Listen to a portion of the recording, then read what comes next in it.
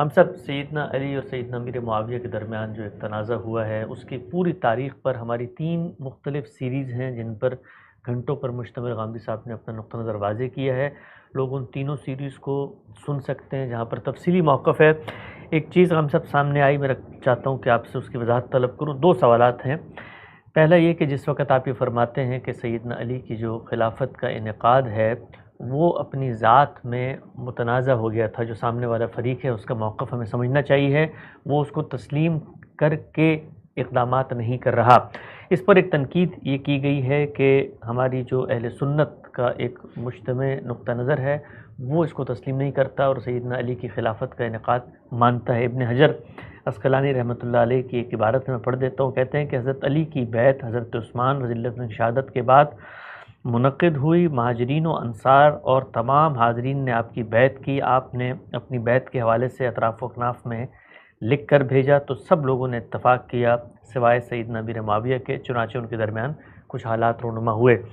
پوچھنا میں آپ سے چاہتا ہوں کہ جس وقت آپ فریق مخالف کا یہ موقف پیش کرتے ہیں تو اہل سنت کا جو موقف ہے وہ تو آپ کی تائید میں نہیں کھڑا ہوا، وہ تو سیدنا علی کی خلافت کا انعقاد مانتے ہیں۔ اس پر آپ کیا کہنا ہے؟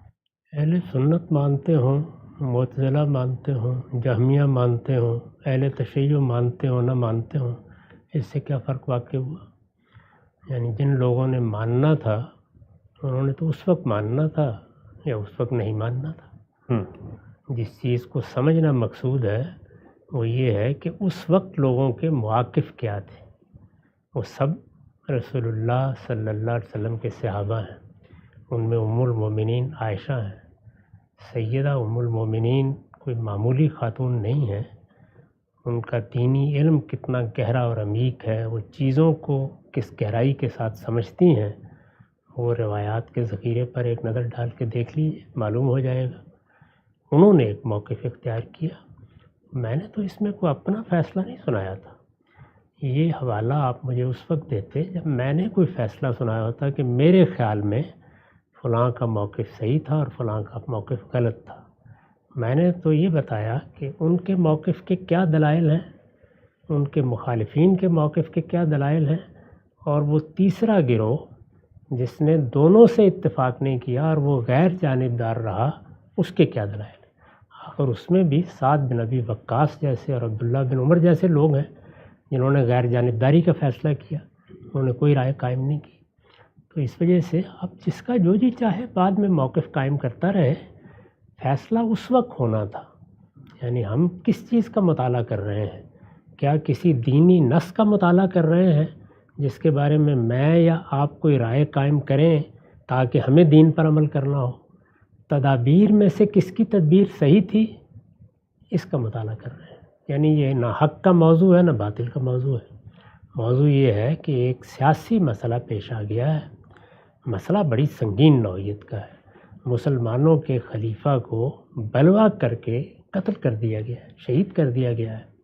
مدینے پر بلوائیوں کا، باغیوں کا حملہ ہوا ہے، انہوں نے مسجد تک پہ قبضہ کر لیا ہے، لوگ بالکل بے بس ہو گئے ہیں، سیدنا عثمان کا جنازہ پڑھنا ناممکن ہو گیا ہے۔ اس طرح کی صورتحال میں ایک حکومت قائم ہوئی، اور جس زمانے میں قائم ہوئی وہ آج کا زمانہ نہیں تھا کہ آپ نے ٹیلی ویژن کے کیمرے رکھے ہوئے ہیں اور آپ کے یہاں کے اخبار نویس کھڑے ہیں۔ اس کی اطلاعات پہنچنی ہے، وہ کس صورت میں پہنچی ہوں گی، اس وقت کس طرح پہنچتی ہیں، ذرا اندازہ کر لیجیے۔ یعنی یہی تصویر بنی ہوگی کہ وہاں تو باغی ہیں، انہوں نے پہلے خلیفۃ المسلمین کو قتل کیا ہے اور اس کے بعد سیدنا علی کے ہاتھ پر بیعت کر کے ان کی خلافت کا اعلان کر دیا ہے۔ تو باہر کھڑے ہوئے لوگ اس سارے واقعے کو کس نظر سے دیکھیں گے، کس معنی میں لیں گے؟ اس کے نتیجے میں وہ تینوں نقطہ نظر پیدا ہوئے ہیں۔ ان تینوں نقطہ نظر کا استدلال ہمیں معلوم ہے، اس لیے کہ وہ استدلال تو وہ لوگ خود بیان کر رہے ہیں۔ سیدنا علی کا استدلال بھی بالکل واضح ہے، ادنیٰ درجے میں آپ یہ نہیں کہہ سکتے کہ انہوں نے کوئی بری نیت سے فیصلہ کیا ہے۔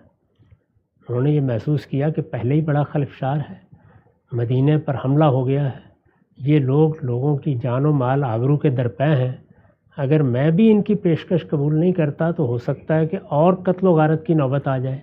تو اس کو روکنے کا طریقہ یہی ہے کہ میں اقتدار سنبھال لوں. اور یہ شخص جو کہہ رہا ہے کہ میں اقتدار سنبھال لوں کون ہے؟ یعنی اس وقت اگر دیکھیں تو صحابہ کرام میں ممتاز ترین حیثیت انہی کی ہے. سیدنا عمر نے رخصت ہوتے وقت جن 6 لوگوں کے بارے میں کہا تھا کہ صحابہ کی جماعت میں اگر اقتدار کے لیے، سیادت کے لیے نگاہ پڑ سکتی ہے تو انہی لوگوں پر پڑ سکتی ہے، ان میں وہ ایک فرد موجود تھے. اور جو 3 لوگ ان میں سے باقی رہ گئے تھے ان میں ایک طلحہ تھے رضی اللہ عنہ، ایک زبیر تھے رضی اللہ عنہ، اور ایک سیدنا علی تھے. ان تینوں میں سے بہت آسانی کے ساتھ یہ کہا جا سکتا ہے کہ مسلمانوں کو اچھے حالات میں بھی موقع ملتا تو جتنا کچھ اس وقت کی تاریخ کو ہم جانتے ہیں سیدنا علی کے حق میں فیصلہ ہوتا. اس طرح کی ایک شخصیت نے آگے بڑھ کر نظم و نسق سنبھال لیا. کیا اس پر نیت کے لحاظ سے، ارادے کے لحاظ سے، محرکات کے لحاظ سے کوئی انگلی اٹھا سکتا ہے؟ لیکن تدبیر کے لحاظ سے گفتگو ہو سکتی ہے. چنانچہ خود ان کے صاحبزادے سیدنا حسن سے جو روایت منسوب کی جاتی ہے کہ انہوں نے کہا کہ آپ کو ابا جان ایسا نہیں کرنا چاہیے تھا، بہتر یہ تھا کہ عارضی طور پر معاملات ہاتھ میں لیے جاتے، پھر لوگوں کو پیغام بھیجاتا جاتا. جہاں جہاں بھی ذمہ دار لوگ موجود تھے یا جن کو اب کہیں اقتدار میں حصہ لینے کا موقع ملا تھا یا جو نئی قیادت پیدا ہو گئی تھی، وہ سب لوگ آ جاتے اور پھر وہ سب مل کے فیصلہ کر لیتے. فیصلہ آپ ہی کے حق میں ہوتا، اسی کا امکان تھا. اس لیے کہ صحابہ کرام کی جماعت اگرچہ بڑی حد تک اب ختم ہو رہی تھی لیکن بہرحال موجود تھی، اور ان کی خصوصی حیثیت کا انکار آسان کام نہیں تھا. اسی سے اندازہ کر لیجئے کہ خود باغیوں نے یہ نہیں کیا کہ وہ اپنے اندر سے کسی کو خلیفۃ المسلمین بنا دیں، ان کی نگاہ بھی پڑی تو انہی پر پڑی. تو یہاں تدبیر زیر بحث ہے کہ یہ تدبیر صحیح تھی یا تدبیر صحیح نہیں تھی. البتہ کوئی دوسرا شخص ان کی نیت پر بھی حملہ آور ہو سکتا ہے، کہہ سکتا ہے، لیکن جو مقابل کے لوگ ہیں ان کے جتنے بیانات ہم نے پڑھے ہیں ان سے یہ معلوم ہوتا ہے کہ انہوں نے بھی ایسا نہیں کیا. وہ بھی یہ خیال کرتے ہیں کہ ہمارے خیال کے مطابق اول تو ان کو یہ سنبھالنا نہیں چاہیے تھا، اگر سنبھالا ہے تو پھر ان کو اللہ تعالیٰ کے احکام نافذ کرنے چاہیے. ان کو سب سے پہلے ان باغیوں سے قصاص لینا چاہیے. اب یہ باغیوں سے قصاص لینا چاہیے، اس میں بھی آپ دیکھیں تدبیر کے لحاظ سے دونوں آرا ہو سکتی. ایک شخص بہت صداقت کے ساتھ خیرخواہی کے جذبے سے یہ سمجھ سکتا ہے کہ اس وقت اگر یہ اقدام کیا گیا تو اس کے نتائج بڑے خطرناک نکلیں گے. ایسا نہ ہو کہ ہمارے اپنے درمیان تلواریں کھنچ جائیں، تو بہتر ہے کہ ذرا نظم و نسق ہاتھ میں آ جائے، میں قوت پالوں، لوگ میرا ساتھ دیں، تو اس کے بعد پھر مقدمہ چلایا جائے گا. کون انکار کرے گا اس سے؟ یہ سوچنا کوئی ایسا بعید از قیاس نہیں ہے. اور دوسرے لوگوں کا اس بات پر اصرار کرنا کہ یہ تو ایک بڑا حادثہ ہے، مسلمانوں کے خلیفہ قتل ہوا ہے، یہ کیسے ہو سکتا ہے کہ باغی دائیں بائیں کھڑے ہوں، ان کو ذمہ داریاں دی جا رہی ہیں، وہ لوگوں کو بیعت پر آمادہ کر رہے ہوں، یہ بالکل ناقابل برداشت ہے. اس کا بھی ایک محل ہے، یہ بھی ایک بات ہے. تو میں نے تو اس وقت جو کئی قسطوں میں یہ گفتگو کی ہے اس میں تینوں نقطہ نظر بیان کیے تھے. ظاہر تیسرا نقطہ نظر تو ان لوگوں کا ہے جو خیال کرتے ہیں کہ اس طرح کی خلفشار کی صورتحال میں ہم کسی کا ساتھ دینے کے لیے تیار نہیں ہیں. انہوں نے رسول اللہ کی اس بات پر عمل کیا ہے کہ مسلمانوں کے ہاں جب نظم اجتماعی اس طرح منتظم نہ رہے، کسی ایک شخص پر لوگ متفق نہ ہوں، الگ الگ لشکر بن جائیں، جھنڈے اٹھا لیں، تو رسول اللہ نے فرمایا تھا کہ پھر ان سب سے الگ ہو کے کسی جنگل میں چلے جاؤ. انہوں نے بھی ایک رائے اختیار کی، یعنی اس صورتحال کا اطلاق کیا. اب یہاں بھی بحث ہو سکتی ہے، کوئی کہہ سکتا ہے کہ نہیں یہ وہ انتشار کی صورتحال نہیں ہے جس میں حضور نے کہا تھا کہ جنگل میں چلے جاؤ. دوسرا آدمی یہ کہہ سکتا ہے کہ نہیں وہی صورتحال ہے. تو یہ اصل میں تدبیر کا معاملہ ہے. پہلی چیز یہ ہے کہ اس کو حق و باطل کا نہ موضوع بنانا چاہیے، نہ اس میں حق و باطل زیر بحث ہے. حق و باطل کے معاملات وہاں ہوتے ہیں جہاں دین کی قطعی حجت ہمارے پاس ہوتی ہے یا اخلاقی اصول متعین ہوتے ہیں. یہ تدابیر کا معاملہ ہے. تدبیر کے معاملے میں اللہ کے پیغمبر سے صحابہ کرام نے اختلاف کیا ہے. یہ معلوم ہے کہ بدر کے لیے رسول اللہ نے جگہ کا انتخاب کیا تھا، تو ایک انصاری صحابی نے کتنے خوبصورت الفاظ میں یہ فرمایا تھا کہ کیا یہ آسمان کا حکم ہے یا آپ کی تدبیر ہے؟ حضور نے فرمایا کہ نہیں، میں نے تو تدبیر کے طور پر یہ بات کی ہے. تو انہوں نے کہا پھر یہ تدبیر ٹھیک نہیں ہے، یہ پڑاؤ کی صحیح جگہ نہیں، یہاں سے جنگ نہیں کی جا سکے گی، یہ فلاں جگہ زیادہ موزوں ہے. یہ سب معاملات اللہ کے پیغمبر کے ساتھ بھی ہوتے تھے. تو یہاں سیدنا علی کے کسی فیصلے کے بارے میں اگر یہ کہا جا رہا ہے کہ وہ بظاہر لگتا ہے کہ درست نہیں تھا تو تدبیر کے لحاظ سے کہا جا رہا ہے، اور اگر مقابل میں لوگ ہیں ان کے بارے میں یہ بات کی جا رہی ہے تو تدبیر کے لحاظ سے بات کی جا رہی ہے. ساری گفتگو اس دائرے میں ہے، اس میں مجھے کوئی فیصلہ نہیں دینا اور نہ میں فیصلہ دینا ضروری سمجھتا ہوں. صرف لوگوں کو اس بات کی تعلیم دینی چاہیے کہ تدبیر کے معاملات کو ان زاویوں سے دیکھتے ہیں اور چھوٹتے ہی فلاں حق پر ہے، فلاں باطل پر ہے، فلاں گردن زدنی ہے، فلاں کے خلاف یہ اقدام ہونا چاہیے، یہ حکم نہیں لگا دیتے. یہاں سیدہ عائشہ ہیں، طلحہ ہیں، زبیر ہیں رضی اللہ عنہما، اسی طرح کا معاملہ سیدنا معاویہ کا ہے، عمر بن العاص رضی اللہ عنہ کا ہے. جلیل القدر صحابہ ہیں، انہوں نے جو موقف بھی اپنائے ہیں ان سب کے لیے بنیادیں موجود ہیں، استدلال پیش کیا جا سکتا ہے، کوئی بات کہی جا سکتی ہے، ہر ایک کے پاس ایک عذر موجود ہے اپنی بات کے لیے. اس میں ہم یہ زیادہ سے زیادہ کہہ سکتے ہیں کہ بظاہر ہمیں یہ لگتا ہے کہ فلاں معاملے میں یہ تدبیر صحیح تھی اور فلاں معاملے میں یہ تدبیر صحیح نہیں تھی. جو فیصلہ بھی سنائیں گے وہ تدبیر ہی کے لحاظ سے ہوگا، وہ حق و باطل کا فیصلہ نہیں ہو سکتا. تو اس لیے میں نے تو کوئی فیصلہ سنایا نہیں ہے، یہ بتا دیا ہے کہ وہ کس کس زاویے سے چیزوں کو دیکھ رہے ہیں.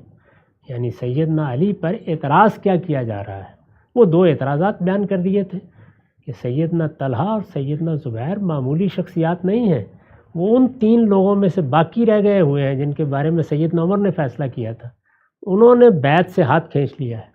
اب 2 ہی باتیں کہیں گے نا آپ، یا وہ جو بعض روایتوں میں آئی ہے کہ انہوں نے یہ کہا کہ ہم سے تو تلواروں کے سائے میں بیعت لی گئی.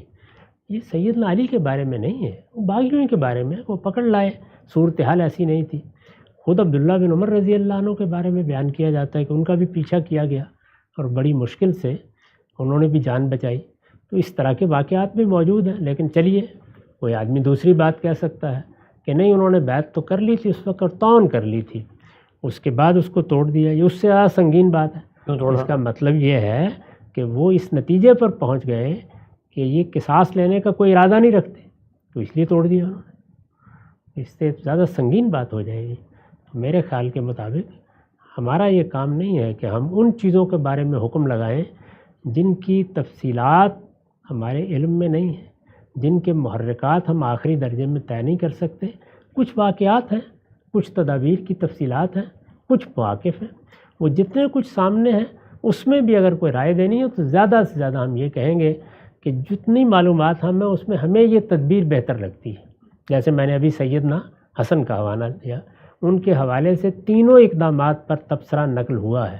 منسوب روایتیں ہیں، میں اس کو کوئی استدلال میں پیش نہیں کر رہا، باتیں بہت معقول ہیں اس میں جو انہوں نے بیان فرمائی کہ آپ کو اس وقت یہ حکومت لینی نہیں چاہیے تھی، لے لی تھی تو سیدنا معاویہ کو معزول کرنے کا اقدام نہیں کرنا چاہیے تھا. اسی طرح بصرہ میں سیدہ عائشہ کا اور طلحہ اور زبیر رضی اللہ عنہما کا جو لشکر بن گیا تھا اس کے تعاقب میں نکل کے نہیں جانا چاہیے تھا. یہ تینوں باتیں یہ صاف معلوم ہوتا ہے کہ تدبیری اقدامات ہیں، اور ان تینوں تدابیری اقدامات کے بارے میں کوئی رائے دی جا سکتی ہے. لیکن یہ فرض کے لیے مان لیجئے کہ تینوں تدابیر صحیح نہیں تھی، پھر بھی سیدنا علی پر کوئی الزام نہیں آتا. انہوں نے دیانتداری کے ساتھ، نیک نیتی کے ساتھ ان تدابیر کو درست سمجھا. جیسے کہ کوئی بھی حکمران کرتا ہے یا کوئی قاضی فیصلہ دیتا ہے، وہ تدابیر اختیار کی، نتائج اچھے نہیں نکلے تو اب ہو سکتا ہے کہ میں یا آپ یا کوئی شخص اس کے بارے میں کوئی تبصرہ کر دے. لیکن یہ نہ حق و باطل کا فیصلہ ہے، نہ اس کو عقائد کی بحث بنانا چاہیے. تاریخ کے واقعات ہیں، تدابیر اختیار کی گئی ہیں، صحیح بھی ہو سکتی ہیں، غلط بھی ہو سکتی ہیں، اور ان تدابیر میں سے کسی تدبیر کے بارے میں میرا یا آپ کا اطمینان یا عدم اطمینان بھی ہو سکتا ہے.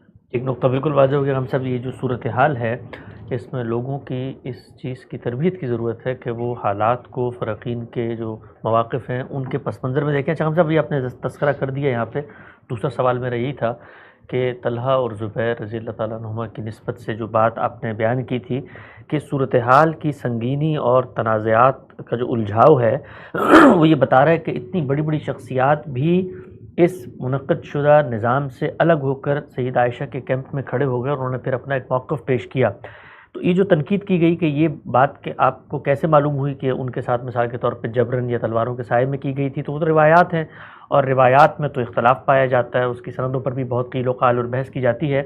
لیکن جو نقطہ آپ بیان کر رہے ہیں کہ بھائی اگر انہوں نے بحسن خوبی ہی بیعت کو قبول کیا تھا سیدنا علی کی، لیکن حقیقت تو یہ ہے کہ اس کے بعد کچھ ہی عرصے بعد وہ لوگ الگ ہو کر کھڑے ہو گئے، تو اب الگ ہو کر کھڑے ہو گئے تو اس کا مطلب فریق مخالف کے سامنے بھی پیش نظر کچھ مقدمات ہیں، تو اس کی جگہ پر کھڑے ہو کر دیکھو، یہ مت کہو کہ پہلے حسن خوبی قبول کر لیا تو پھر اچانک سے وہ لوگ وہاں سے نکل کے چلے گئے. دیکھنا پڑے گا نا، اتنے جلیل القدر صحابہ ہیں وہ الگ ہوئے ہیں، الگ ہو کے وہ باہر نکل گئے، مدینے سے چلے گئے، وہ سیدہ عائشہ کے لشکر میں چلے گئے، انہوں نے بصرے کا سفر کیا ہے، وہاں جنگ ہوئی ہے، شہید ہو گئے دونوں. آپ بتائیں کہ اتنا بڑا اقدام جو انہوں نے کیا، تو اس کو دونوں ہی پہلوؤں سے دیکھنا پڑے گا. تو میں نے تو اس پہلو سے دیکھا تھا جس میں دونوں ہی کے لیے ایک خوبی کی بات ہے. یعنی اگر اس طرح کی فضا میں انہوں نے محسوس کیا کہ یہاں بیعت کرنے کے سوا کوئی چارہ نہیں ہے، لیکن جب موقع ملا تو وہ الگ ہو گئے. اور اگر یہ ہے کہ ان پر بعد میں کوئی چیز واضح ہوئی تو یہ لوگ ماننا چاہیں یہ مان لیں، لیکن الگ تو بہرحال ہوئے ہیں. یعنی سبب کے معاملے میں روایات مختلف ہیں، نتیجہ تو بہرحال متفق علیہ ہے، اس کے بارے میں تو دو رائے نہیں ہو سکتی. تو اس طرح دیکھنا چاہیے تاریخی واقعات کو. یعنی اس میں اگر کوئی تدبیر کا معاملہ ہے، پھر عرض کر دوں کہ یہاں نہ یہ زیر بحث ہے کہ قرآن کی فلاں آیت ہے اس کا مطلب سمجھنے میں اختلاف ہو گیا ہے، رسالت مآب کا فلاں حکم ہے اس کے اطلاق میں اختلاف ہو گیا ہے. ایک سیاسی صورتحال پیدا ہوئی ہے جس میں تدبیری طور پر کچھ اقدامات کیے جا رہے ہیں. وہ اقدامات معمولی نہیں ہیں، بڑے سنگین اقدامات ہیں نا.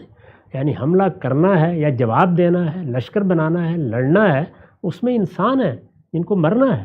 یہ کوئی آسان کام نہیں ہے. جب قتل و قتال کی نوبت آ گئی، خود سوچیں کہ ہمارے درمیان دسیوں چیزوں میں اختلاف ہو سکتا ہے، قتل و قتال کی نوبت آ جانا کوئی معمولی بات ہے؟ اتنا غیر معمولی معاملہ ہے.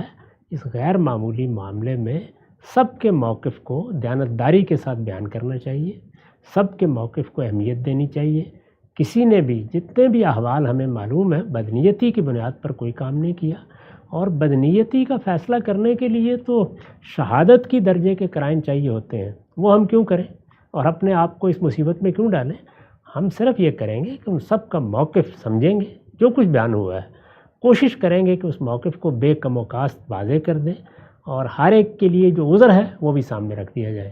دسیوں سیاسی معاملات ہیں ہمارے یہاں ہوتے ہیں. یعنی ایک انتخاب ہوتا ہے، اس میں ایک فریق یہ کہتا ہے کہ ان انتخابات میں کیا مسئلہ ہے، ہم حکومت سنبھال رہے ہیں، دوسرا یہ کہتا ہے کہ ان میں تو دھاندلی ہوئی ہے، ہم اس کو قبول ہی نہیں کرتے. یہ اس زمانے میں سب باتیں ہوتی ہیں. جب فیصلے کرنے کے لیے ادارے بن چکے، نظم وجود میں آ چکے، تو کس دور پر ہم حکم لگا رہے ہیں؟ یہ حکم اگر اہل سنت نے لگا دیا ہے تو وہ جانے اور ان کا حکم جانے. میرے نزدیک بعد والوں کو یہ حق ہی نہیں ہے کہ وہ اس طرح کے معاملات میں حکم لگائیں. جی خان صاحب، ایک آخری سوال آج کی نشست کا. ایک بنیادی نقطہ آپ نے اور سوال اٹھایا ہے کہ اگر ان دونوں فریقین میں سے کسی ایک فریق کے حق میں رسالت مآب صلی اللہ علیہ وسلم حق پہ ہونے کا فیصلہ فرما کے چلے گئے تھے تو اس فریق کو عین میدان جنگ میں اس فیصلے کا حوالہ دینا چاہیے، بالخصوص اس موقع پر جس وقت تحکیم کی گئی ہے، حکم بنائے گئے ہیں اور کہا گیا ہے کہ اب معاملے کو سلجھایا جائے. تو ہم سب کہا جاتا ہے کہ جو حدیث عمار کے پس منظر میں بحث ہوتی ہے کہ عمار کو باغی گروہ قتل کرے گا، آپ نے فرمایا کہ سیدنا علی نے اس روایت کو اپنے حق میں کیوں نہیں پیش کیا؟ تو اس کا ایک جواب یہ دیا گیا ہے کہ بھئی وہ تو بڑے آدمی تھے اور وہ رسالت مآب صلی اللہ علیہ وسلم کی جو پیشن گوئیاں یا ان کے ساتھ ان کا محبت یا تعلق، وہ اس کا حوالہ دینا پسند نہیں کرتے تھے. لہٰذا یہ وجہ ہے کہ انہوں نے اس موقع پر یہ نہیں بتایا کہ میرے بارے میں کیا پیشن گوئیاں ہو چکی ہیں، رسول اللہ صلی اللہ علیہ وسلم نے جو میرا گروہ ہے، جو میرا لشکر ہے، اس کے ساتھ جنگ کرنے والوں کی کس طرح سے مذمت کی ہے، ان کو باغی قرار دیا ہے. تو یہ تو ان کا بڑا پن ہے، ایک بڑی شخصیت ہے، وہ اس موقع پر اس وجہ سے نہیں بیان کر رہے، ورنہ چیزیں تو بہت آبویس ہیں. یہاں تک کہ ان کے لشکر کے بعض لوگوں نے سیدنا امیر معاویہ کو کہا کہ بھئی عمار کو تو روایتوں میں آتا ہے باغی گروہ قتل کرے گا، تو انہوں نے آگے سے جواب دیا کہ یہ تو علی ہمارے سامنے ان کو لے کر آ گئے، تو ہم نے تو نہیں ان کو اٹھ کے مارنے کا کوئی اقدام کیا. تو آپ کا جو سوال ہے اس کا جواب دیا جاتا ہے کہ بھئی وہ بڑے لوگ تھے، وہ کیوں اس موقع پر آ کے بتائیں کہ رسول اللہ نے ہمارے حق میں یہ فیصلہ کر دیا ہے؟ اس کی ضرورت ہی نہیں ہے بتانے کی. اس سادگی پہ کون نہ مر جائے گا خدا. یعنی معاملہ کیا ہے، صفین سے پہلے یہ بات اگر ان کے علم میں تھی اور انہوں نے پیش نہیں فرمائی تو اس کا مطلب یہ ہے کہ ایک ایسی بات کو چھپا کر انہوں نے ہزاروں لوگوں کے مرنے کا سامان کر دیا. ان للہ، یہ تو بہت بڑی بات یعنی یہ صرف اتنی سی بات ہے کہ ایک مجلس میں ان سے تقاضا کیا گیا تھا کہ ذرا اپنے فضائل بیان فرمائیے. بڑے آدمی ہیں، وہ اپنے فضائل خود کیوں بیان کرتے؟ یہ فضائل کی بحث نہیں ہے، یہ اس موقع کے اوپر ہزاروں لوگوں کی جانیں بچانے کا مسئلہ تھا، پیش کرنا چاہیے تھا انہیں، واجب تھا ان پر کہ وہ پیش کرتے اگر ان کے علم میں تھا۔ اور تحکیم کے موقع پر، یعنی یہ تو اصل میں صفین سے پہلے تھا، اس وقت تو لوگوں کی گردنیں کٹ گئیں، اتنا بڑا حادثہ ہو گیا، مسلمان آپس میں لڑے، ہزاروں لوگ مارے گئے، اس کے بعد تحکیم کی نوبت آئی۔ تو تحکیم کی نوبت آئی تو آپ نے کیا مانا؟ یہ کہ اب کچھ لوگ مل کے فیصلہ کریں گے کہ کس کا موقف درست ہے، میرٹ پہ بات ہو جائے گی۔ تو یہ تو میرٹ پر بات ہونی ہے نا۔ تو اس موقع پر رسول اللہ کا فیصلہ، سوال یہ ہے کہ جب سیدنا صدیق رضی اللہ عنہ نے سقیفہ بنی ساعدہ میں قریش کے حق میں رسول اللہ کا فیصلہ پیش کیا تھا تو وہ بڑے آدمی نہیں تھے؟ اللہ اکبر۔ ہاں، اس امت میں ان سے بڑا کون ہے؟ حضور کا فیصلہ تھا۔ تو اگر آج کے لوگ اس کو حضور کے فیصلے کے طور پر پیش کر رہے ہیں تو ان سے پہلے یہ سیدنا علی کا فرض تھا کہ اس کو پیش کرتے، واجب تھا ان پر، اس لیے کہ لوگوں کی گردنیں کٹنے کا موقع آ گیا تھا۔ یہ کوئی تعریف کی اور مدح سرائی کی اور منقبت کی مجلس نہیں تھی جس میں بڑے آدمی نے پسند نہیں فرمایا کہ وہ اپنے بارے میں بات کریں۔ میں اس پر اور اس کیا تبصرہ کر سکتا ہوں؟ تو بالکل واضح ہو گیا ہے سیدنا علی اور امیر معاویہ کے پس منظر میں جو تنازعات اٹھے ہیں اس پر غامدی صاحب کا تفصیلی موقف ایک ایک پہلو پر 3 ہماری سیریز ہیں الگ الگ، ان کو وہاں سنا جا سکتا ہے۔ وقت ختم ہوتا ہے، دوبارہ حاضر خدمت ہوں گے، اب تک آپ کو بہت شکریہ۔